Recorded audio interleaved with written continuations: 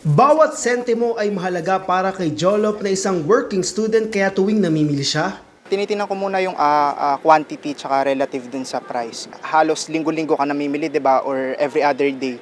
Pag naipon mo yung sentimo mo, pwedeng isang pamasahe na yun ng jeep. Ang magandang balita para sa mga consumer, naninindigan ng DTI na hindi muna pagbibigyan ng mga hiling na taas presyo sa mga pangunahing produkto ngayong taon.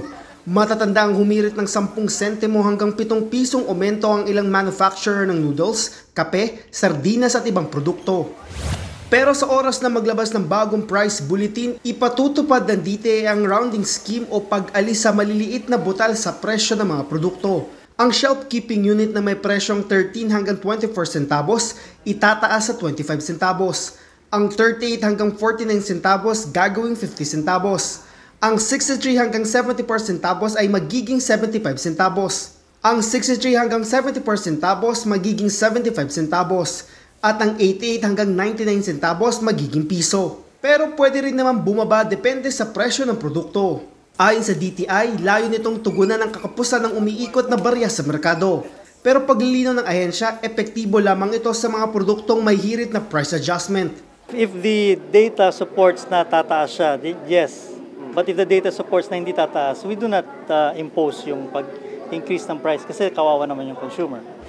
Pabor dito ang samahan ng mga supermarket na ramdam ang araw-araw na kakapusan ng barya. Pero ang ibig sabihin nito, sa mga produktong sapul sa Roundup Scheme, in effect, tataas ang presyo doon? In effect, yes. No? When you compounded all the items na nag-round up, it will. But ang problema naman, if you don't, is yung sukli. Pero ever since kinulang ang 5 centimos at 10 centavos in circulation sa ating ekonomiya, ginawa namin as much as possible 25 centavos. Tayak nilang mararamdaman ito ng mamimili gaya ni Jolop. Kung gagawin nila yun, na i-round up nila sa centimos, makikita mo na mag-a-add up talaga yun. In the long run, noticeable din yung mga ganong bagay. Kasi tulad na lang sa mga bagay na kape na kung itataas mo ang isang peraso ng kape ng sentimo, araw-araw ka umiinom ng kape. Or minsan twice a day or thrice a day pa. So mag-a-add up talaga yan sa future. Gumagawa ng paraan ng pamahalaan para mapababa ang presyo ng mga produkto. Gaya ng Executive Order No. 41 na nagsususpinde ng pass-through fee o singil ng mga lokal na pamahalaan sa mga sasakyang dumadaan sa kanilang lugar. Which will definitely reduce cost of logistics and ensure the movement of cargo efficiently.